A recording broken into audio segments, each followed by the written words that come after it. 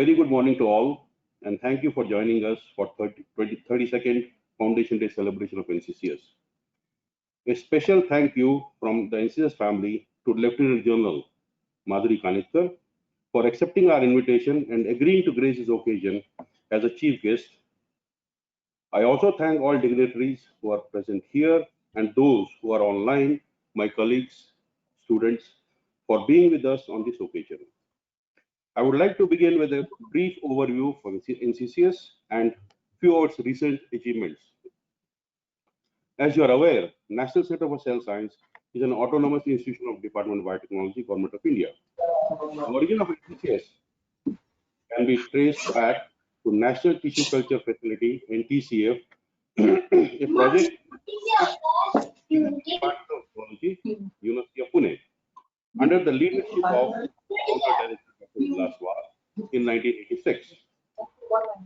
It was re-registered as Society under the name National Facility for Animal Tissue and Culture Collection, NFATCC, in 1988 and until 1996. It was when Dr. Gyanchand Mishra took over as director of the institute. The institute was renamed as National Center for Cell Science as we all know it today. The mandate of NCCS includes to perform basic and fundamental research in various domains of cell biology, to serve as a national cell repository, and most importantly, to contribute to building of a pool of highly trained and motivated human resource for the country through training and teaching programs. To achieve the said mandate and to carry forward scientific activities, we are supported at present by 30 highly trained scientific staff, 74 technical staff, and 40 administrative staff. Over the years, NCCS had made its mark as one of the leading cell biology research institutes in the country, as well as all over the world. NCCS has flourished through its journey over more than 3 decades under the able leadership of the founding director, Dr. Ullas Wagh, followed by Padma Shri Gyanchand Mishra, and then Dr. Shekhar Mande, who is presently heading CSR as Director General, and of course, past and present staff and students of NCCS. Upholding its mandate, NCCS has been serving the nation by maintaining and distributing a large number of animal cell cultures to various colleges, universities, and research institutions. By doing so, we encourage the pursuit of cell biology in a large number of institutions across the country. NCCS has also established the Center for Excellence, National Center for Microbial Resource, NCMR, with a special mandate from the Department of Biotechnology for the collection, identification, preservation, and distribution of microbial cultures from various ecological areas across India, and in facilitating research in microbial ecology. Apart from publishing scientific findings of our work being done at NCCS in the leading international journals, many of our scientists have been honored by Government of India and have been recognized for their scientific achievements all over the world. To achieve the scientific goals, scientists work hand in hand, primarily with PhD scholars, and to large extent with the project employees in the individual projects. In past 30 years, about 300 research fellows have graduated from NCCS, and they have been awarded PhD degree in biotechnology primarily from Pune University.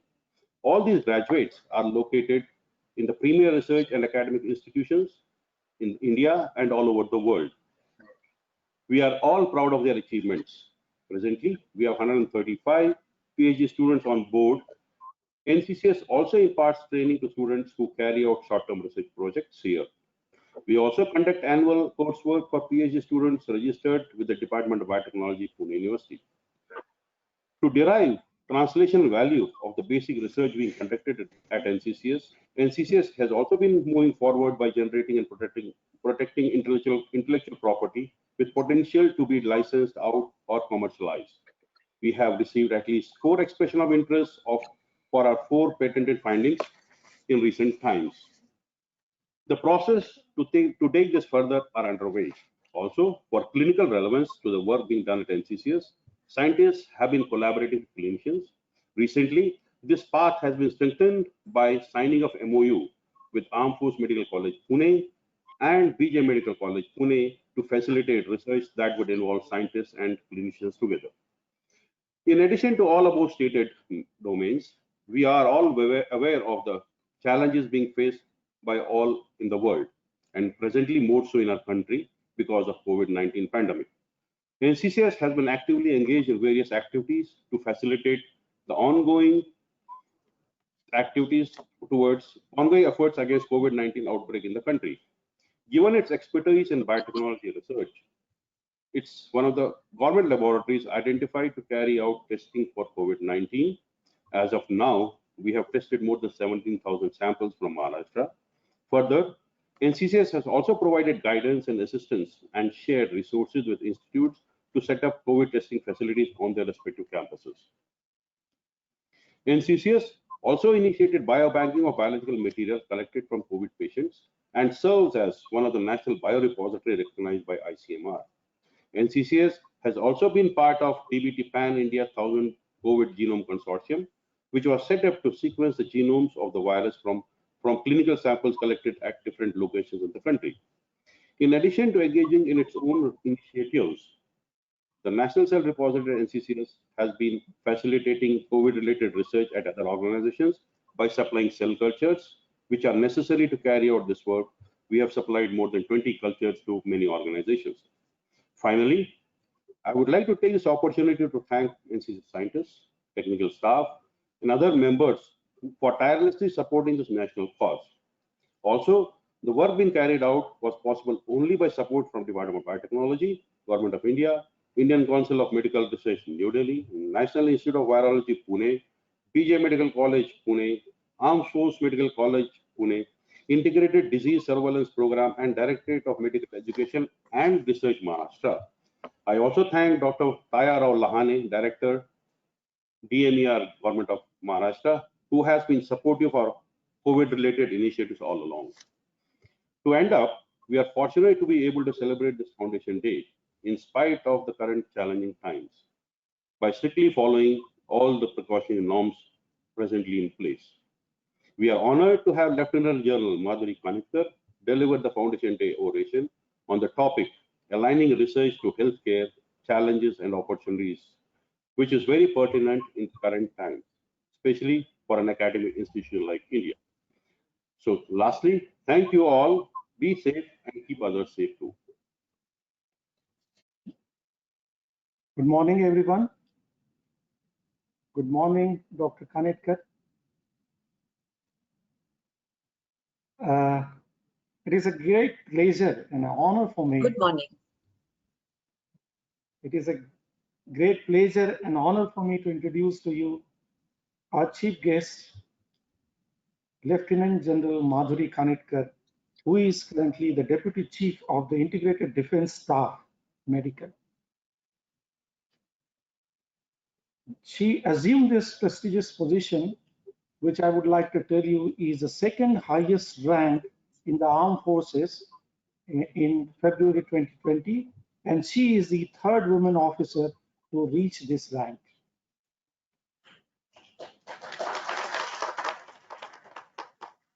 We are very honored to have you, ma'am, here. Now I would like to tell you a little bit about her journey. As a graduate student at the Armed Forces Medical College, Lieutenant General Kanitkar topped the Pune University in all the 3 phases of MBBS and won the Presidential Gold Medal for the best outgoing student of the graduate wing. She completed her post-graduation in pediatrics from Mumbai University and received training in pediatric nephrology at the All India Institute of Medical Sciences, New Delhi. Following this, she was a clinical fellow at the National University Hospital in Singapore and a Haynes Fellow at GOS Hospital, London.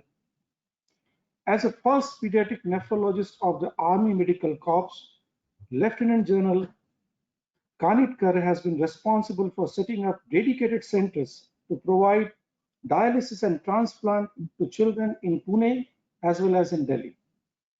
She is a former president of the Indian Society of Pediatric Nephrology. Lieutenant General Kanitkar returned to her alma mater, AFMC, as its first woman dean in 2017. And this is all we know at NCCS, because that is when we started collaborating with the AFMC, and Dr. Vani was taking this ahead from our side. She has served as armed forces for 37 years and has held many key positions, which includes Major General Medical at Udhampur. For her distinguished services, she was awarded the Vishishta Seva Medal in 2014, Ati Vishishta Seva Medal in 2018. She also received commendation from the Chief of the Army Staff 5 times during 2000 to 2012, and also commendation by the General Officer Commanding in Chief in 2008. She is a member of the Prime Minister's Science, Technology and Innovation Advisory Council, and also a member of the Board of Governors of the Medical Council of India. With a keen interest in aligning medical education and research with public health needs, she conceptualized and launched the multidisciplinary research unit at AFMC during her tenure as Dean and Deputy Commandant.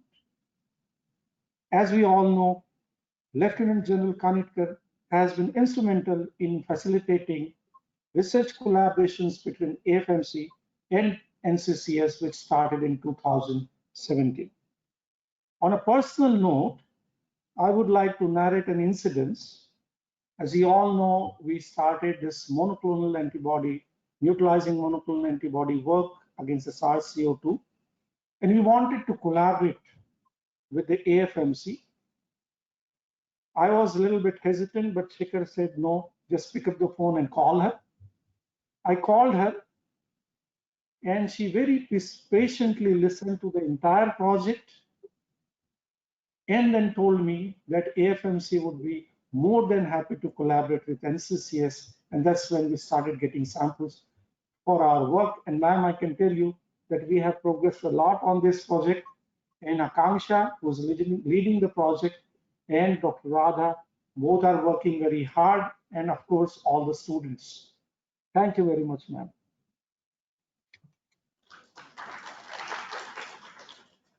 The NCCS family is honored to have you here with us and to deliver the 32nd Foundation Day celebration as a team. Thank you. Thank you very much. Thank you so much, Dr. Jyoti. Dr. Manoj Bhatt, Dr. Sahu. Dr. Sahu, thank you for that introduction. Dr. Vani, I mean, a lot of known people I can see in the web auditorium from side of NCCS. And let me start by first complimenting you and congratulating you and all the family of NCCS. A very happy Foundation Day. It is a great honor for me, and thank you so much for inviting me to deliver this oration today. Distinguished eminent faculty on the web video conference as well as in the audience, directors of institutes of eminence in Pune and outside, my dear colleagues, a special listening, I saw General Velu Nair, who's been a leading light in the AMC, and I've followed a lot of his footsteps. Students, ladies and gentlemen, let me start by showing this little picture of when I was asked to give this talk. I thought of looking at the crystal ball and looking at what are the opportunities. And when I looked inside, I saw this little girl.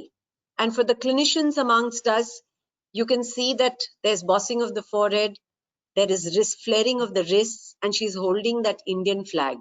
Are we reaching every such child with as scientists, as researchers? I think that is the question I thought we need to address. Having said that, it was easier said than done.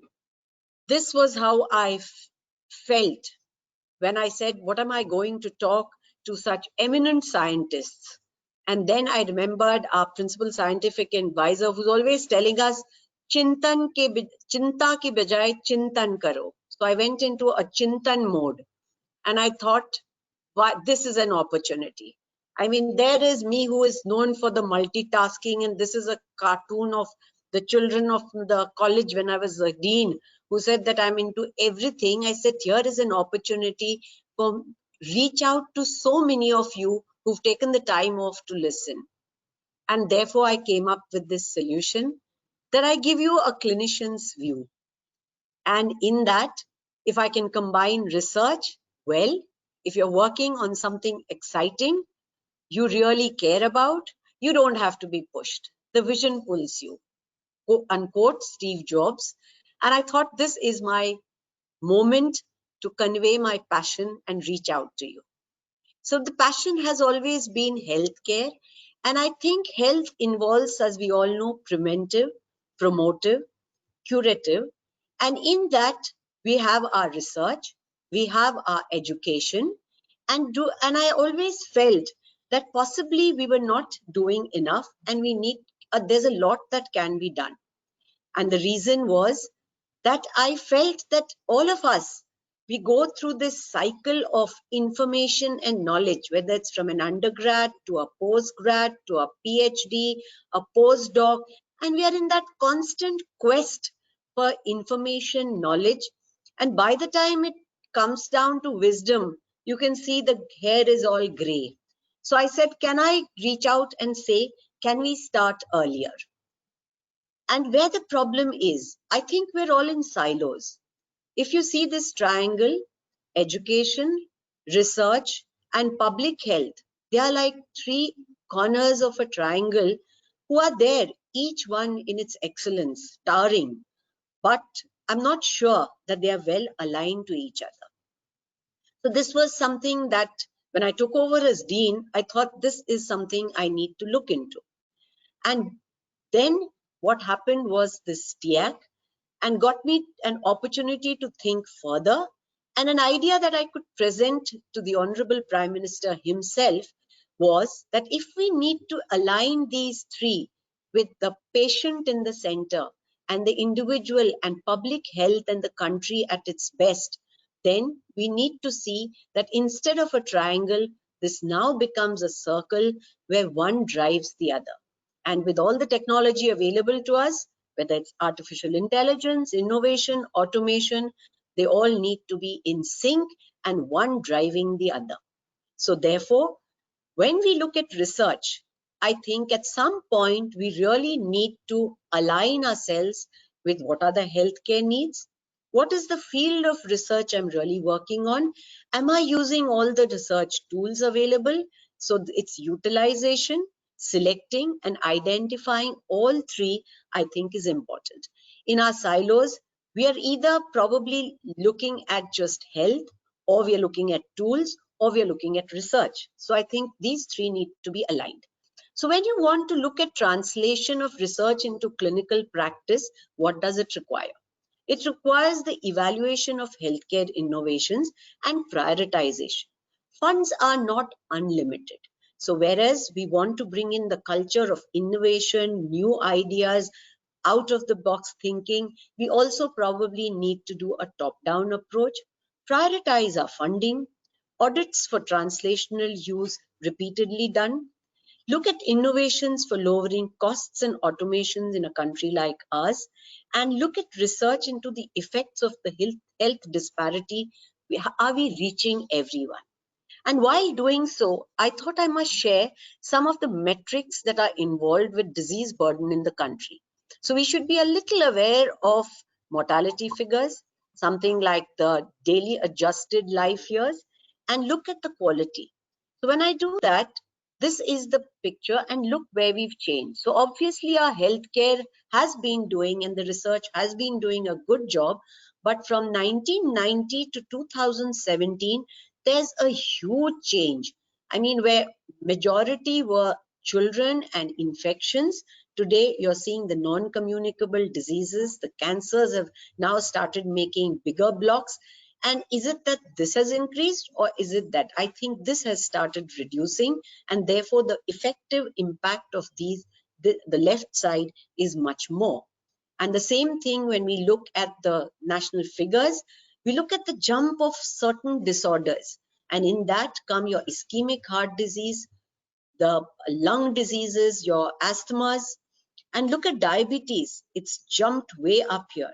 And look at chronic kidney disease. It's again, and the ischemic heart disease, hypertension, diabetes worsen. So kidney will soon be climbing up even higher.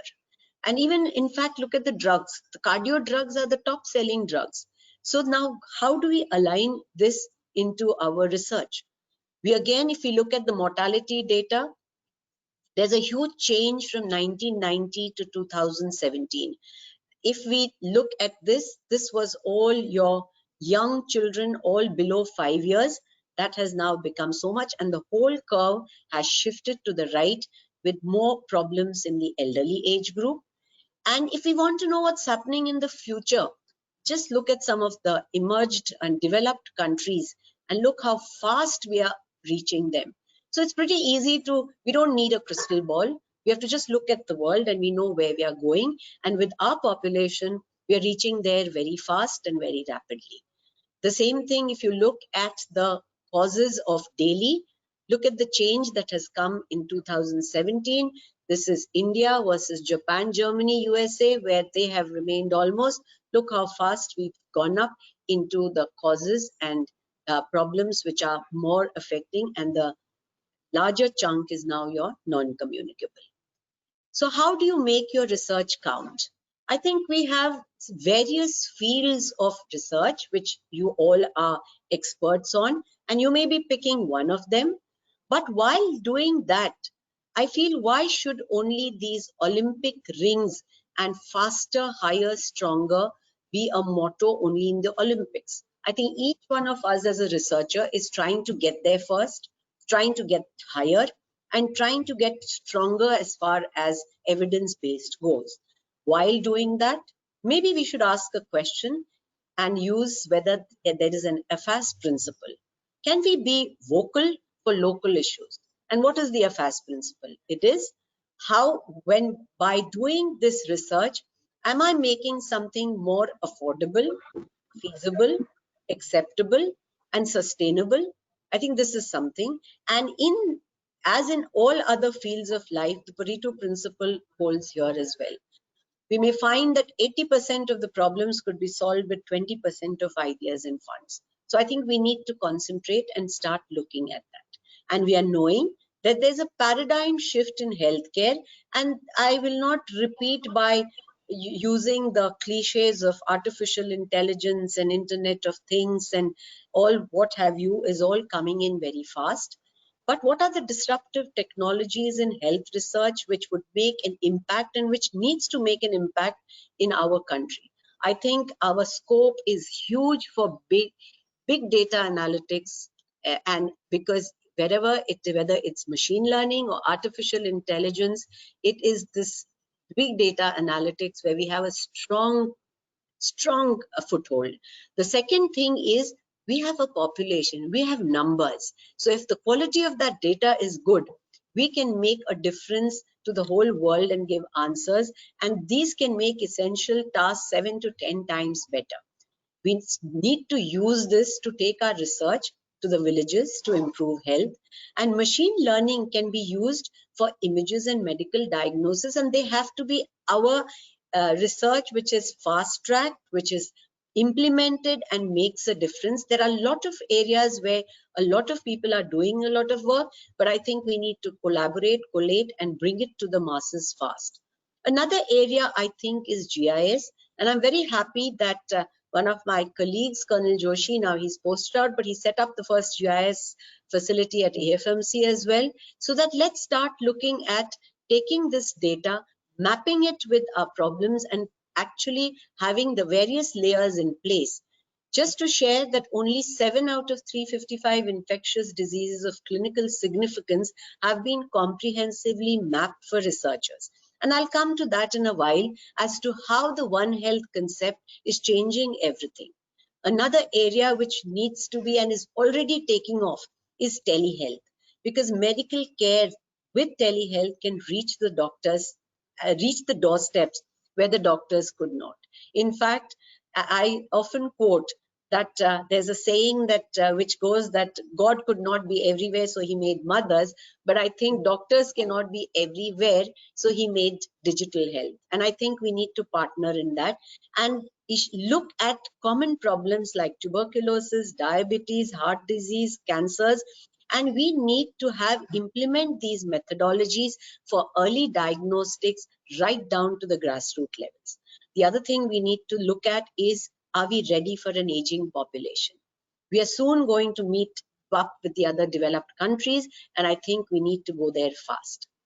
And as far as the Prime Minister's TIAC missions, I think for all of you, this would be of a huge interest, that there's a big mission on Biosense for human health, where we are looking at having the Indian genotype completely mapped, the genome, so that we start implementing precision health. And the other these things of a national biodiversity or waste to wealth have already been taking off, and I think they're going to make a big difference. I think another area where we need to concentrate is new molecules using all these technologies. India is looked up to as the pharmacy or the place where all the medicines are being manufactured, but we don't have any new molecules. Agreed, it requires huge amount of funding, but if we can use newer tools and repurpose drugs and find our own solutions, I think that would be a huge step towards the future. I'm bringing all these points because I feel the majority of the audience is from Pune, and these all matter a lot because the capacity and capability of Pune is tremendous. With that, I bring you the concept of One Health, where we need to collaborate to look at achieving optimal health outcomes, recognizing the interconnection between people, animals, plants, and their shared environment. I think it's very well seen that the zoonotic infections are rising, the humans are getting closer to the animals, and the environment is having a huge impact on health. And I think this is of strategic importance as well, because at some point we will have to do a capacity building and quick diagnosis and mutations of all the infections besides the viruses. And the recent corona has shown us as to how one RNA virus could really get the whole world onto their knees. So this I come back to the slide I showed initially of the leading causes of death, and I have circled a particular huge chunk here, and there is a reason. Because if you see, I just brought in the concept of One Health, and if you look at COPD, asthma, all these cancers, I mean, aren't we correlating these more and more to environment, to lifestyles, and to viruses? So I think if we start looking at these things holistically, we might be able to come with a holistic solution instead of a band-aid or a quick fix one. So with that, I come to what are our challenges.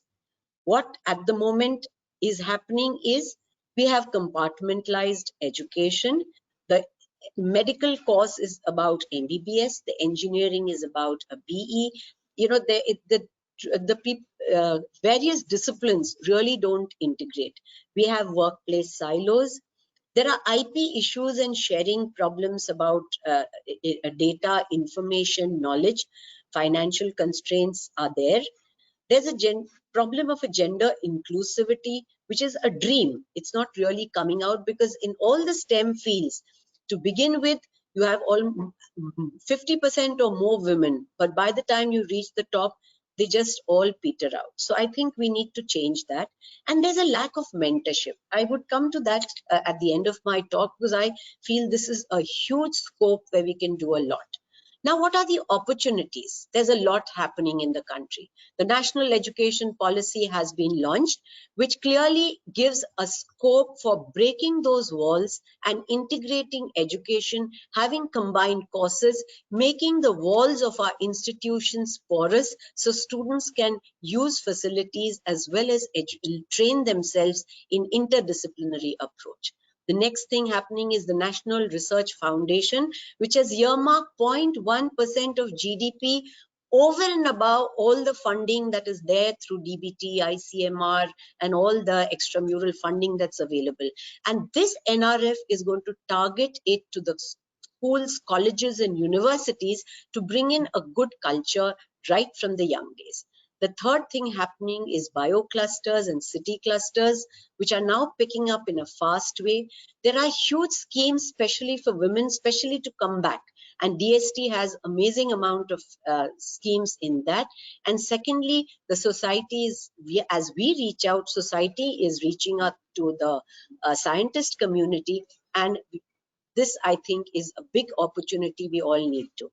So if you look at the Nature Index collaboration indices, India versus global companies, what is really stark is, whereas we have all autonomous and institutions here, look at the global top 10 in United States, they're all universities. So I think this is somewhere where academics, research, and application will go much closer if we take them to our universities. Secondly, look at also the collaboration as far as finances and academic content goes. It's so less as compared to the universities abroad. To take this further, if we look at the collaboration among nations, if you look at USA, where the percentage is 61.6%, and all other countries, it's a huge, and USA is the biggest collaborator. When it comes to India, our percentage contribution is only 39%. Even, and look at this overall coordination collaboration score, it's just dismal 62.45%. This is another opportunity for us to grow. And with keeping these in mind, I would like to take a little time to tell you that there is a thought process which is not just remaining as a thought anymore, because there is science and technology clusters are being developed for a global best in class, similar to the Catapult centers in UK, and this will make research count. And this is under the umbrella of the Office of the Principal Scientific Advisor, and Niti Aayog had formed a high-level committee where 4 cities were identified as a phase 1, and the best thing that has happened is that the first cluster allotted has been to Pune. Now, how does this function? Firstly, it gets all the 3 to come together. That is your public research institutions, the vibrant community of local and international scientists, and your corporate labs, so that there is better collaboration, rapid and direct knowledge exchange, a high return on public investments, and global leadership in key technologies. So this is the international model which we are going to try out, and it would have a double approach, that is a top down and a bottom up. So whereas the top down would be policy driven, challenge based, grant funding and outcome measurement, the bottom up would leave space for educational research institutions to start from younger scientists to think out of curiosity, to think logically, and remove the cut, copy, paste that goes on. And also to ensure meaningful interdisciplinary research in areas of national interest. And these city clusters would have building blocks, which would have educational, institutional, technology parks, national research labs, industry, R&D, philanthropic foundations. And if you look at Pune, we have a huge number of institutions under all these 4 headings, and therefore they would be stakeholders would be the central, state and line ministries, and that would there would be a huge interaction between these. So with that introduction, I'm really happy that the first cluster that has been sanctioned and allotted has been the Pune Knowledge Cluster, with Ayuka taking the lead as a PI, and Ayuka would soon get all of us together to develop, and what are the targets that have been given for the Pune cluster, develop and execute specific small scale projects which are relevant for Pune city. So we need to start a dialogue with the end users, find out the problems and try and give them priorities through small and large projects. And one of the key areas they've given is using data and data analytics for studying and improving tree cover, for studying and modeling of last mile connectivity by e-transport. I think everyone from Pune will agree that it's the only good thing of COVID of sitting at homes is you don't have to drive on the roads. And another huge I've put in red is vector dynamics and viral epidemics. And look what Pune does not have. It's got medical colleges, it's got the Institute of Virology, it's got top institutions like NCCS. I mean, we have everything. There's NCL, there's ICER, and there's so much that can be done on this. And this is a KRA of the Pune city cluster. And I think this is of huge strategic importance and capacity building, where this could be like the hub from which the spokes would go out. And we saw in Corona where to begin with, we had just NIV and we could ramp up testing capability across. So we should be prepared for the future of any such epidemics and have capacity building and research into it. The other thing is larger scale infrastructural projects to address the city's issues. And again, I'm sorry to interrupt you, but we lost your screen a few minutes ago. Oh, okay, sorry. Let me just get back. Which slide did you miss out from? I don't know why okay, it stopped sharing. I'm so sorry. Had you seen this slide? Yes. Had you seen this slide? The first slide of Pune City Cluster. Had you seen this slide? Yes. Can you please answer? Yes, yes. We have seen this. You have seen this one. So I'll carry on from here. That we now get on to, I had spoken about the Pune cluster, and here I've mentioned about the importance and our opportunities to start collaborating quickly for capacity building in vector dynamics and viral epidemics. I think this is of a huge importance to the country, and I think Pune can give the way ahead as NIV has always been doing, but I think we can step it up and take it across to the length and breadth of the country. What are the larger scale projects we're looking at? Integrated electric multimodal transport, Pune Digital, and city water management. I think these are also important, but most important is for the young professionals to have a capacity building of students and young professionals for skill development. And today, I think we have enough of information, lots of knowledge, but we lack on skills. Even the medical education has moved towards a competency base. So I think we need to integrate, we need to make our courses which are interdisciplinary so that we can understand each other's language and work together. And in this, there would be advantages for all the cluster institutions, as I've highlighted in this, to just name a few. It would give a recognition, a celebration of science, and definitely improve our global ranking. So with that, I bring in the theme of collaboration and look how the collaboration for this COVID-19, and we showed the world, because this was an opportunity in a challenge. The scientific community came together like never before. All institutions, the DBT, the DST, the ICMR, I may not have named all of them, but there were many more which came together as a team, whether it was for rapid diagnosis, digital and molecular surveillance, including genomics, and NCCS has contributed so much, and other institutions like IGIB, and we've given a huge data to the world. New and repurposing drugs, PPEs, they were produced in rapid this from a time where we didn't have enough masks to today we are able to give it to other. The supply chain and logistics, and of course the vaccine. I think this was one time where empowered committees were formed and ministries, scientists, all of them came together and took quick decisions, and we have seen how our case fatality rate is among the lowest in the world. I think that was something amazing that happened, and SARS showed us. In lighter vein, it also brought out some interesting. We talk of evidence-based medicine, but sometimes it's an experience which takes us forward. Just to this thing, I remember this was in March and April where COVID was spreading, And we were looking at ways and means, because we just did not have, and the public was getting scared and wanting to use up all. So it was those who could afford got the N95.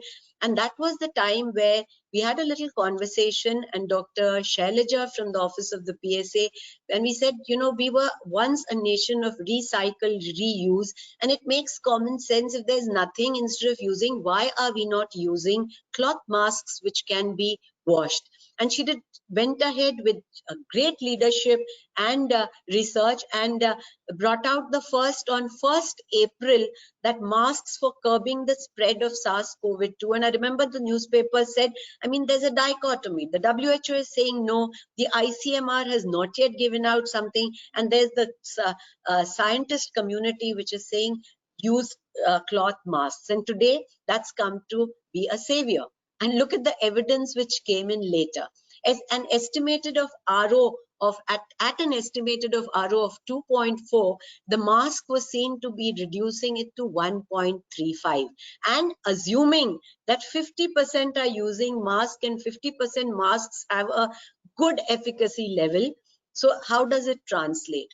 100 cases at the start of the month without masks would land up at being 31,280 versus 584 at a RE of 1.35. So this is somewhere, sometimes it is experience which brings in, and evidence has to be followed up to see that it is stronger. And I think this was a very, very important, and today the whole world is following not just the Namaste of India, but the mask and the hand washing. Another question that we are all questioning, and we need to look at a lot, is why is the Indian doing so well? I mean, we've got a huge population, it's so much more crowded, and our health infrastructure isn't really what the developed nations had, and yet we've done really well. So absolutely full marks to the kind of policies that were implemented, the lockdowns, people listened, there was a complete participation of across the ladders. But what was important was there something else which happened? And Dr. Shekhar Mandya and me were having this discussion, and he shared something with me which is yet to be published, but I'm sharing with you with his permission, that it was very interesting to see that the case fatality rate was inversely proportional to the GDP, and therefore is the hygiene hypothesis working over here?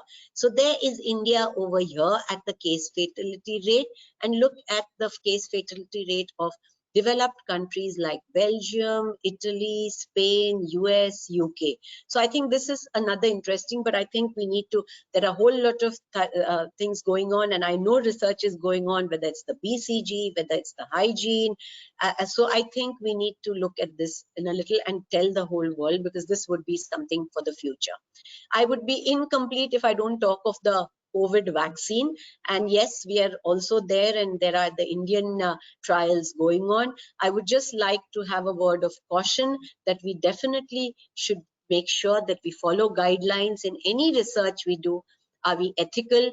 It was a very interesting seminar arranged by ICMR, where even Dr. Fauci said that, you know, this was one place where people were pushing for a human challenge test, but why he felt it was not required, and an RCT, and therefore it's going ahead with an RCT. So I think these are questions we all need to answer if we want to make our research meaningful, ethical, and yet giving the desired results. At the same time, we need to get a machinery in place to ensure that once the vaccine is ready, who should get it first, who should get it. So the plan is on, and this is being worked out. And I would from here take on to some of the efforts where we work together to have a great solution for our local problems. One such effort was a maths and medicine. This was modeling for a cause. And it was really nice that AFMS joined hands with JNCSR, IISc, IIT, Mumbai, and under the umbrella of the PSA, where we did a complete inventory requirement projection. Yes, to begin with, the numbers projected were higher, but then it was a self-correcting graph, and it changed with our interventions. But at a click of a button, with a granularity of district level, we could say what would be, at least for up till 4 weeks ahead, what would be the requirement of all the medical inventory. So I think this was excellent learning experience for me itself. And we have now brought out where we're ready with almost 100 districts. And this was the Pune model, which was provided, where look how closely it correlates with the projections, the actuals and the fit, in whether it is cumulative infections. And you can see this is exactly what's happening. So this has been done now for more, and this is through a huge, large mathematical supermodel work which is going on under Dr. Vidyasagar, and we are a big team working on this, and I probably just give the medical. So what is important is that we have to collaborate. Maths and medicine has to work together. And another area where we need to collaborate is integrative medicine and research.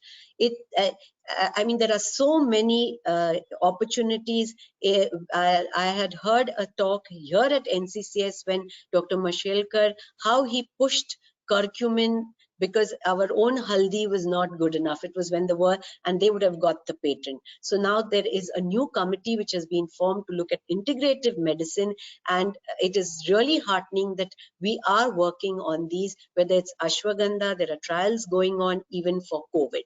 And in that, I would like to share that AFMC isn't back, because we have one of our faculty with a PhD in sleep medicine, and she has able to materialize a dream for us to work on this yoga nidra, that what is it and how does it help. And with this background, we set up a full sleep lab which is looking at cognitive performance. And this is something which is going on at AFMC under the Satyam scheme of the DST. And another initiative which I'm giving a peak view, which is still to present this, is that there is a huge lacuna or a gap for mental health and normalcy, and COVID has brought that to this. So therefore, number of institutions have got together to try and create a national digital wellness platform, which is being coordinated by Dr. Ketki from the PSA, and we're all working together. Because physical illness was known, but mental illness, there's a poverty of resources and a huge gap. And mental wellness, well, there is nothing for it. For physical, you have gyms, you have everything. So what was the idea? It was conceptualized in June, and because there were so many COVIDs, every day the news is talking just of that. So I think we need to all get down together, and so many people are all coming together, the ministries, the institutions, and the aim is that as a POC, a proposal would be presented, and if accepted, we would be able to have a positive mental health initiative with universal accessibility specific to the Indian population using digital technology under the National Digital Health Mission, ensuring data privacy to maintain anonymity and avoid stigma. So with that, I've given an overview of collaboration. Now I come back home, huge bond between NCCS and AFMC, which was first struck under the guidance of then Major General Velu Nair, who was the Dean, and he had started off a PI to PI working, and a number of publications did come out.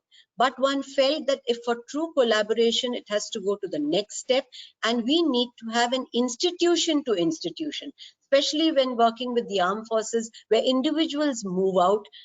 We need to have a research has to continue. So with that in mind, we set up this MRU at AFMC, where a group of 4 people, and these are my colleagues, worked together, and in a year later, the team became bigger, and each one of this in the team is set up one lab whether it is the epigenetic lab of Pratibha, where Dr. Bapat is really helping her, or the 3D printing lab, or the virology labs with Saurav and people there, and our community medicine cohorts.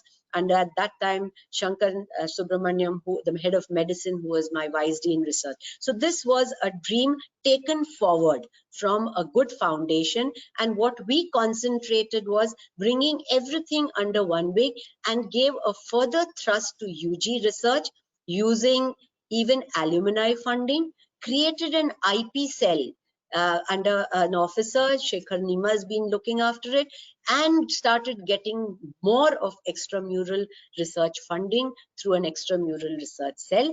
And for this, I must thank the Office of the DGFMS and the research wing of the office, which helped us take this idea forward, and the ministry also gave their blessings.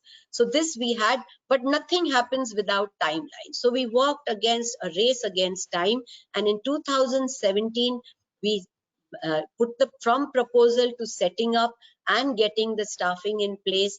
And one of the issue under that was stem cell research, because this was something where my predecessor, General Nair, had really taken initiatives in, and it's a huge place to collaborate with NCCS. So that lab is coming up, and I think there's a lot that can be done, because all the rest of the things have been completed. We are concentrating through a Nidan project, through getting our genetic labs, and have already trained the resources, and things are in place. So I think, and as we've also set up our sleep lab in the cohort village, but I think what we need to really take up is bring translational research by having a hospital and the NCCS working together to ultimately have our GMP certified stem cell research laboratory where we can work together. And another area we're looking forward is with CDAC and ISER in the vicinity, whether we can use bioinformatics. And we've done small AI projects, but I think there's a huge scope for that also. And thereafter, I think we would also be able to start collaborative PhD and postdoc fellowships. I think that would really be, and then have our own consortia for NCD prevention, and that would be under this hub of collaborative research, we could really reach newer heights. What would be the areas of interest? I think, yes, like I mentioned, genetics is something that DBT is looking at and is supporting, and we are already set up our first center in Delhi, and the second one we hope to would be in Pune. Infectious diseases biology research, especially the tuberculosis, we've still not got over it, and we need faster, quicker, higher, and better research in that. A multidisciplinary regenerative medicine research is also an interest. Precision medicine guided by genomics, cohorts for phenotype, genotype with biobanks, and NCCS AFMC collaboration would really be the basic blocks which would create the foundation, and look at autoimmune diseases, and thereafter start with MD PhD programs, setting up of facilities, strengthening our virology labs, which already ICMR is helping us, and set up more such labs for integrated research through Satyam. And then probably all of us, if we feel the need, we could bid for an incubator, or our city cluster would be good enough to take this thing forward.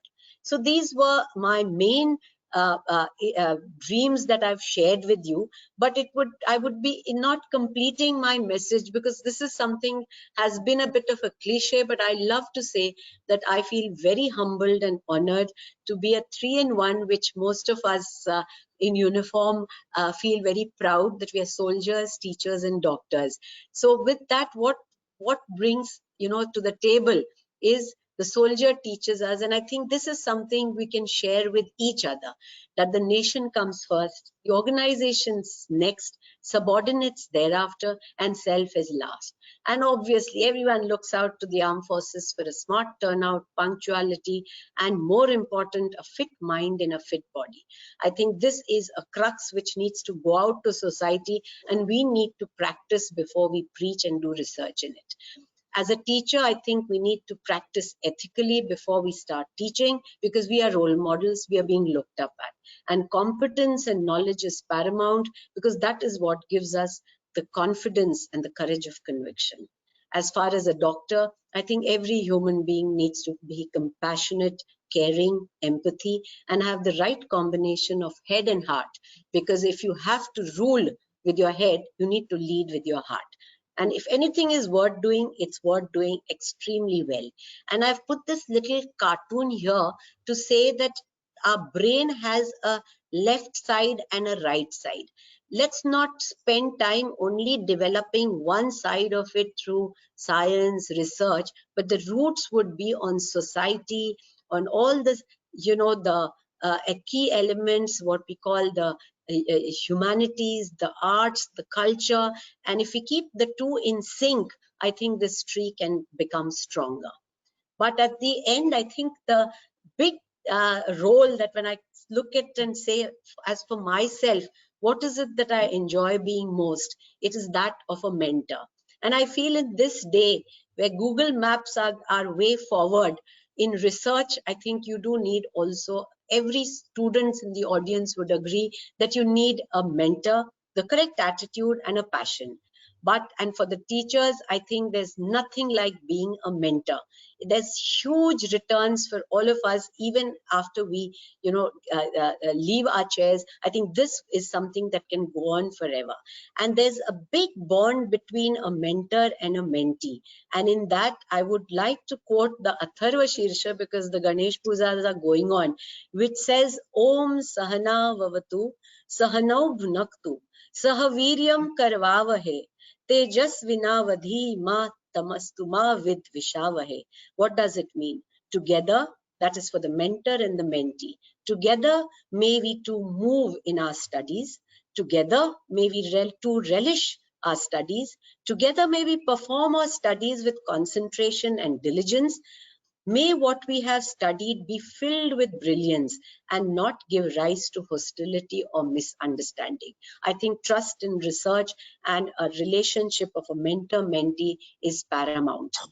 That I end, and this looks like a busy, cluttered slide, but then I've had so many mentors and colleagues in life which have all helped me, and people I've worked with, whether it's the Supermodel project, whether I really give my great regards to all the directors of the institutions of excellence in Pune and eminence with whom I've interacted on large number of occasions, and without you, we cannot go together. But more important is my DG AFMS and the DGMS Army, who've always stimulated us to go through. I think I've kept a big chunk because for lack of space, I've put 3 names here, but it's the entire NCCS team which works with us so closely.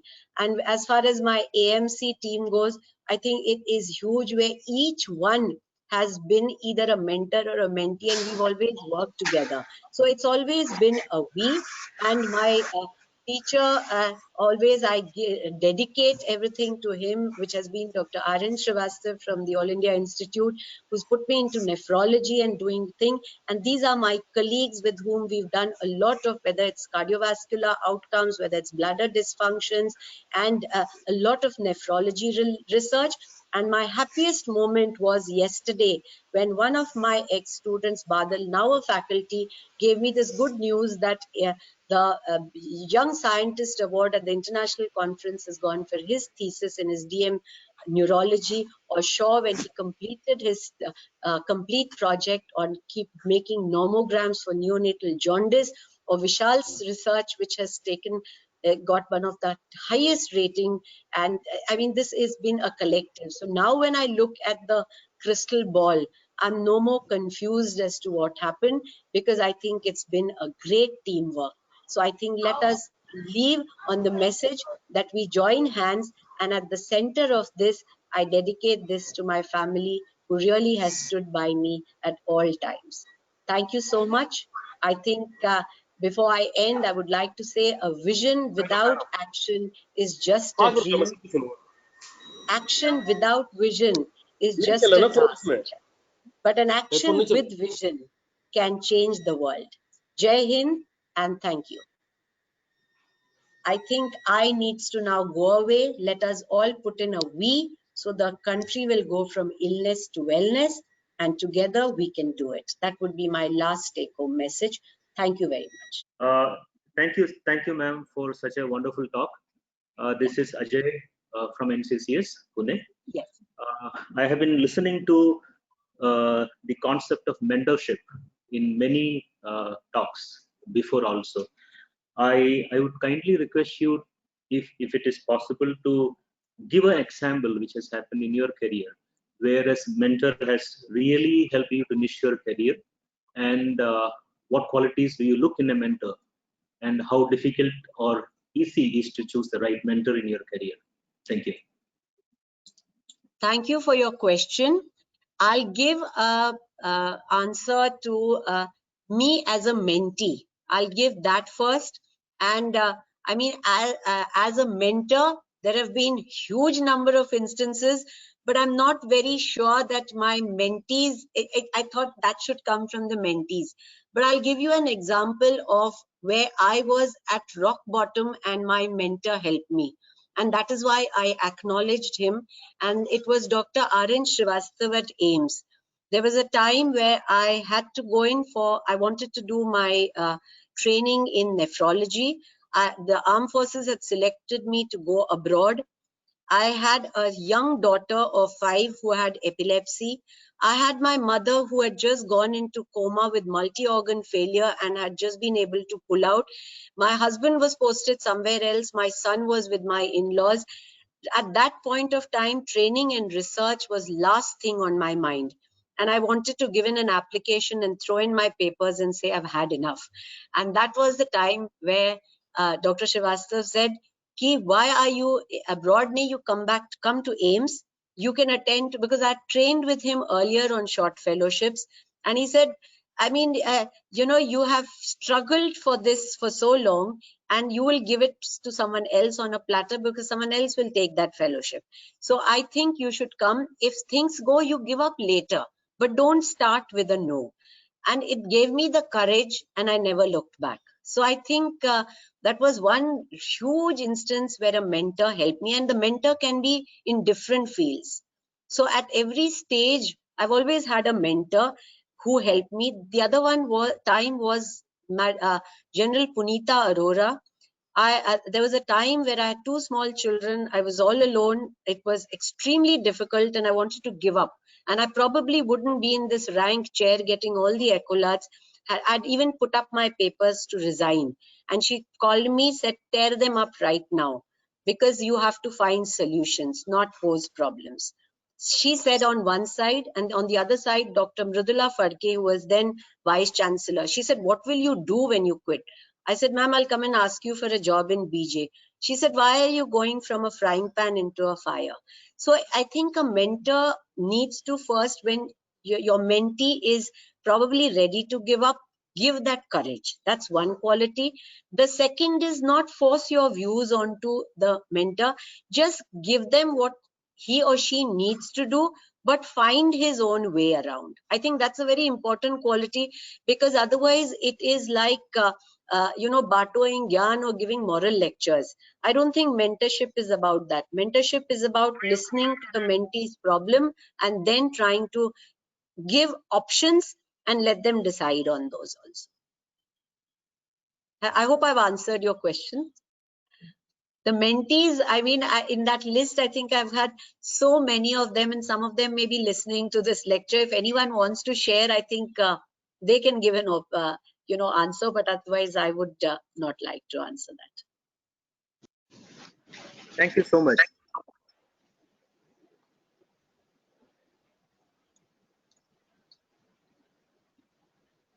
Hello, ma'am. Yeah. It was a very wonderful lecture. You alluded to big data and artificial intelligence, machine learning could be a way to go in the future. And in that regard, I would just like to ask, is it a good idea, just like we deposit all the sequence and other proteomics data in the database, patient data, anonymous data should be deposited in a database so that it can be analyzed by actually the experts who are good at big data analysis and not restricted to people who are actually collecting and who may not be able to see the big picture. Thank you. Thank you so much. I think it's an excellent question. And that has been the backbone. This 15th of August, when the Prime Minister announced a National Digital Health Mission launch and an electronic health record, the backbone of that, it is planned to do just that. That at least all the data which gets logged is anonymized and available on a need-to-know basis or a requirement for the researcher. So I think it would, especially when it comes to imaging, histopathology, or any for that matter, statistical this, you need it anonymized. And we are ensuring the same when we are trying to give our proof of concept for the Manas platform that I talked about with the CDAC Bangalore. We are ensuring that even if the individual or the people are participating and giving, the feedback analysis is totally, and the data storing is anonymous, which would help in policy making. So I think that's a brilliant question, and it's the need of the day, and it is being looked at, and I hope we can roll it out fast. It's taking time because again, all these missions are going hand in hand. If you see the data, the cable connection right down to the villages, it's going to happen over the next so the next 2-3 years are going to be disruptive as far as health is going to be concerned.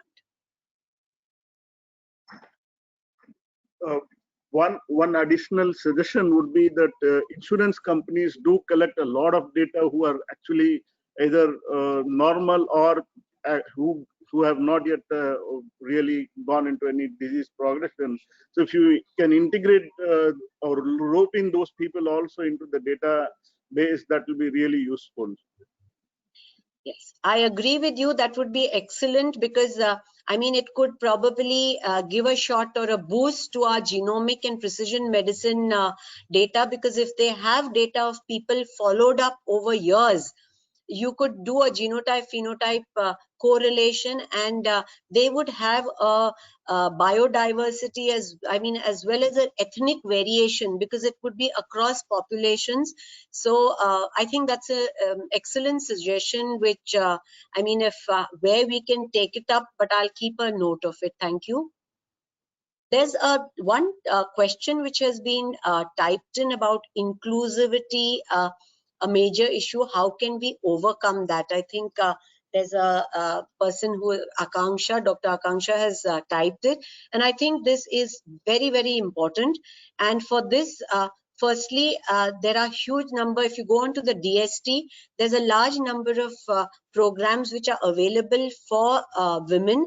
But one of the suggestions I've given to the secretary and to the team there is that can we start an online program of mentorship and working, because you may be an expert today, expert in this thing, but your lab is somewhere else. How can you contribute by visiting? And I think COVID has shown us the way. I mean, till last year, I don't think any of the NCCS orations had such a huge gathering, which could be, and I could sit in my office in Delhi and reach out to so many. So I think digital technology is the way to assist in inclusivity, because the government is doing a lot. Now it is for the women also. It can't be, the handshake is from both sides. So for women also not to give up. And at times like that, I think mentorship will make a huge difference. And Indian scenario where we have most of us have good family support, I think this is the time to really take it forward.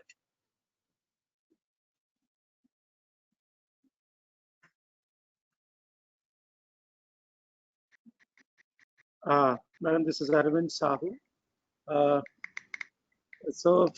Thank you for such a nice talk and telling us that we do live in silo, and which we really do. And I all these years, last 20 years, sitting in my lab, never really went to anyone clinic to find out if I can do something, until I found out about Arvind Bagga's work in AIIMS. He was working on atypical hemolytic, and that's related to complement, which is my interest. And we got together, a student came side to do something in answer. So yeah, so thank you for bringing AFMC and NCCS together. My question to you is that mainly the population in India lives in village. And you talked about the telemedicine. But what about, going and actually finding out, mapping the entire village or entire India who lives in village about their health status so that we know, are we doing anything in this direction, and what are your thoughts on this? Thank you very much, Dr. Sahu. First, I'd like to comment on your excellent initiative in the HUS, atypical HUS, because nephrology is an area of interest for me. And Dr. Bagga has not just collaborated on this, but he's got us all pediatric nephrologists to work together on a large number of issues. And we have a large renal biology program going on with DBT. And Dr. Saroj Patnaik and me have worked on a lab which is looking at the cardiovascular outcomes in these children. So the renal biology program and atypical HUS has, there's a lot that is being done. Thank you so much. As far as your question about the village, yes, I think that's a very, very important thing, and it is being looked at, and that is where the concept of the wellness clinics are coming in. And some of the states, the issue is it's taking time because health is still a state subject. So policies do take, some of the central policies take a little time to this thing, and each state puts its priorities. But there are like Kerala, I think, has given its ASHA workers slates, smart slates, which already capture the data. And I've put in a suggestion that access to Ayushman Bharat, or this is a suggestion which I put, that access to, say, Ayushman Bharat could be linked to first registering for this. We didn't have it. Now this system is coming in, so that would be able to map. And if we can map all the villagers, actually, because even simple studies have shown that the amount of, there are some of my colleagues with whom I get the inputs in Tamil Nadu, they have actually found that the diabetes and hypertension is as much, if not more, including in Pune. We did a pilot project with a NGO here under retired Air Force officer, Dr. Suchitra. She and Baba Kalyani and we got together and did. And it was surprising to see that it was in villages where the incidence of diabetes and hypertension was significantly high. So it's a wrong concept to say that this disease is only in the cities. So you're absolutely right. And I think once we have this digital, this thing in place and a mapping done, that would give a huge amount of data to help policy making. Thank you so much.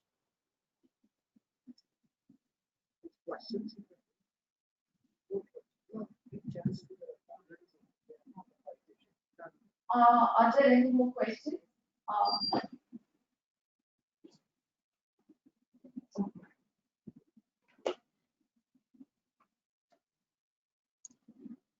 Thank you, Dr. Kanitkar, and this is Manoj.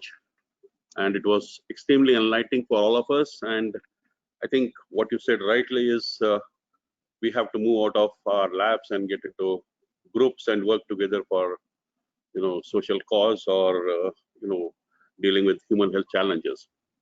But as a basic researcher and as a, person who had attempted to translate, what I want to have your thought process on, as a basic researcher, is it necessary for all of us to think translational first?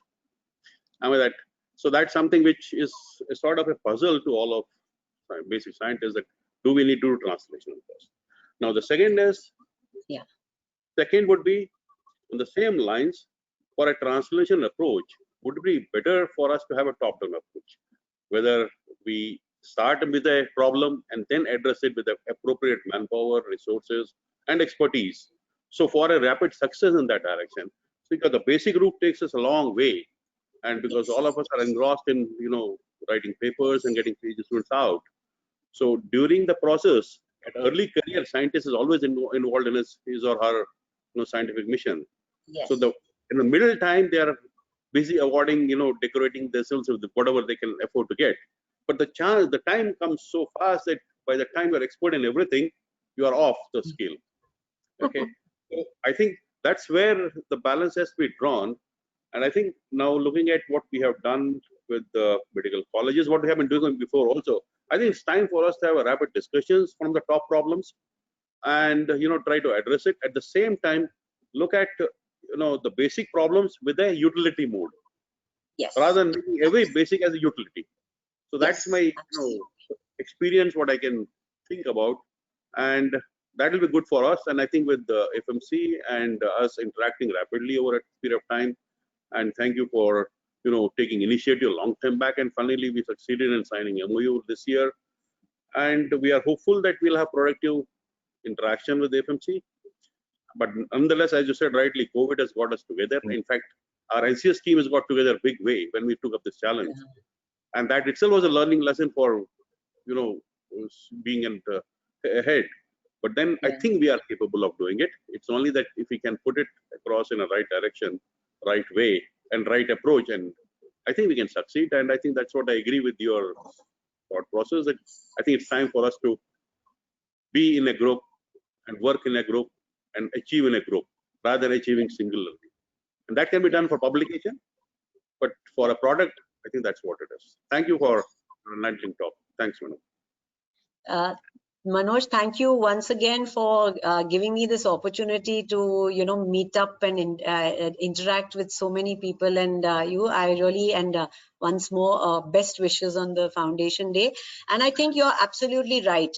You cannot give up one for the other. Both have their role. So if I would have a rupee in my hand, I would still put 50% for, top down and 50% for bottom, because you need to encourage people to get into this, and new discoveries or new thought processes will not come if everything is first thought of translational. So as a clinician, I would put in, but what I thought was, if just sitting around and having these, there was a lecture I once attended, and he said the British did a very good thing of this tea. And we can all sit down over a cup of tea and talk to each other.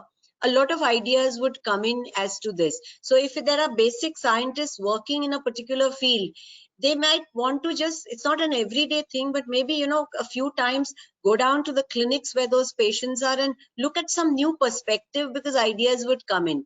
And the same way, for clinicians who are just doing patient workload, to take some time off to come and see what research is going on and how that can be tweaked for. So I think this interaction will really bring a very healthy balance between the two.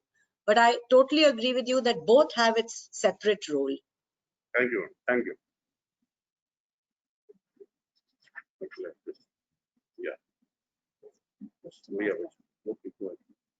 Ma'am, actually, there's one question online. If you wish to take it, we can take it. Otherwise, we can move forward. Yeah, no, I think there was just one question typed here about traditional medicine uses. Well, I'm not a traditional medicine person, so I may not be able to tell with authority on uses. But at the same time, I do have that there is a lot to it, because whether it was when I heard, Dr. Bhushan Patwardhan is taking this really forward, or Dr. Chopra in Pune, who's working a lot in rheumatoid arthritis with ashwagandha.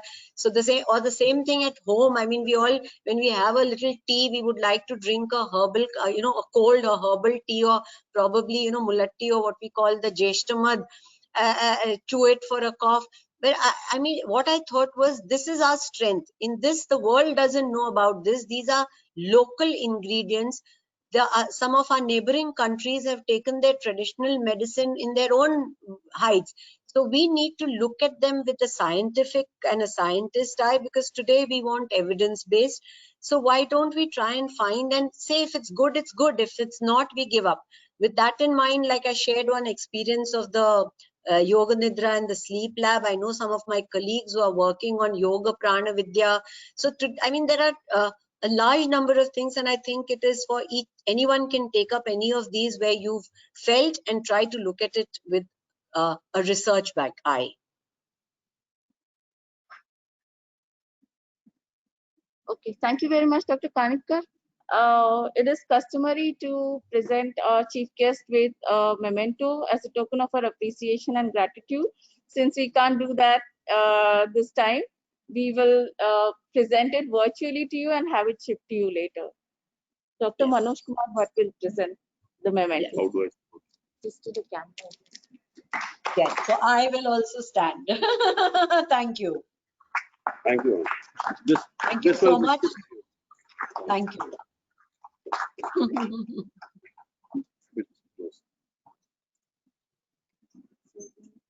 Thanks a lot.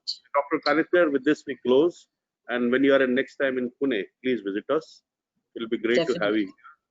And we will discuss more about science and relevance. Yes. Thank you very much once again from the NCS family. And Yes. Thank you so much, Manoj, and to the whole family of NCCS. Thanks a lot. Goodbye. Have a good day and Jai Hind.